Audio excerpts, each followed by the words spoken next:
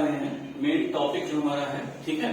हम लोग RH factor के अंदर, आरएच ग्रुपिंग के अंदर जो मिसमैचिंग का जो कॉन्सेप्ट था हमारा, वहां पर हम देख रहे थे क्या, इरेथ्रोब्लास्टोसिस, ठीक है।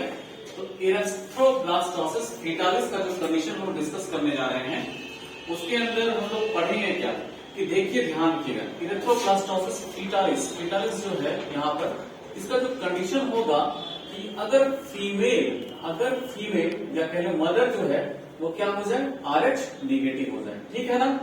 और मेल जो है, इसे हम लोग कह रहे हैं कि फादर जो है वो क्या हो जाए, आरएच पॉजिटिव।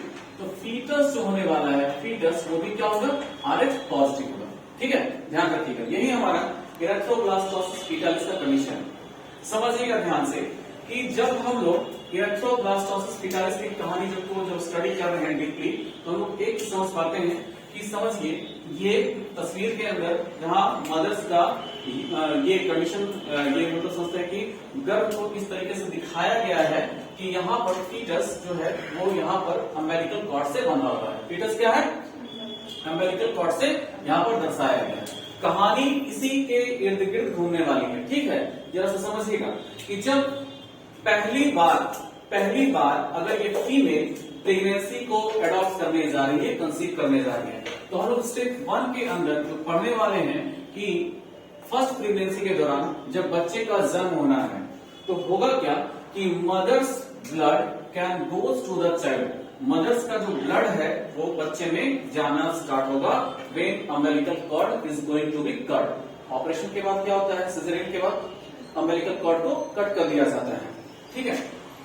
तो मदर्स के ब्लड और ये फीटस का ब्लड का तो मिक्सिंग होना स्टार्ट होता है, ठीक है। अब यहाँ पर हम देखते क्या है कि यहाँ पर मदर जो है इस फीटस के अगेंस्ट अपना एंटीबॉडी बनाना स्टार्ट करेंगे, ठीक है।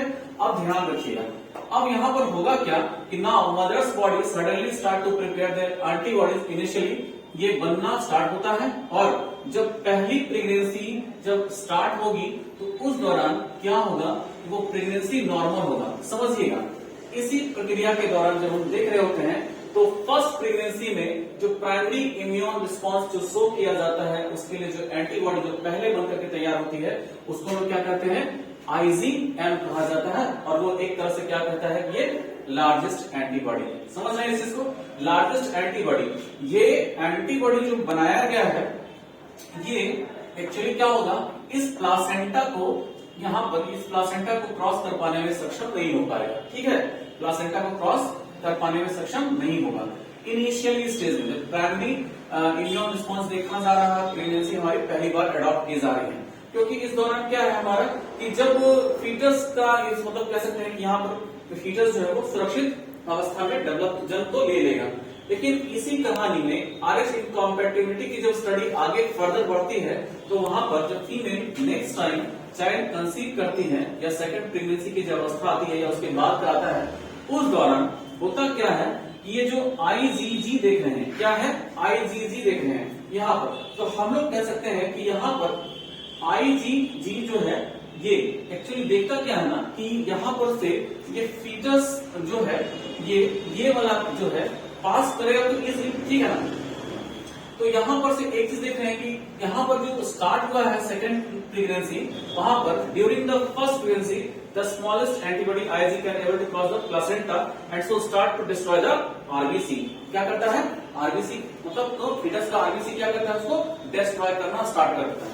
जब फीटस का RBC डिस्ट्रॉय होना स्टार्ट हो जाएगा, फीटस का RBC डिस्ट्रॉय होना स्टार्ट हो जाएगा, तो इसके RBC जो होंगे वो कहीं ना कहीं डिस्ट्रक्ट होना स्टार्ट हुए, और जब डिस्ट्रक्ट होना स्टार्ट हुए तो इनके अंदर RBC का लेवल डाउन हुआ, हीमोग्लोबिन का पिगमेंट क्या हुआ, वो कम होना स्टार्ट हो गया, जिसकी वजह से उसका शरीर क्या हो गया, अब तो पीलापन शो करेगा। इसका मतलब पीलापन शो करने का मतलब क्या हो गया, उसके अंदर बिलीरुबिन जो बाइट पिगमेंट है, बिलीरुबिन एंड बिलीवर्डिन का लेवल क्या होगा, हाई होना स्टार्ट होगा, ठीक है।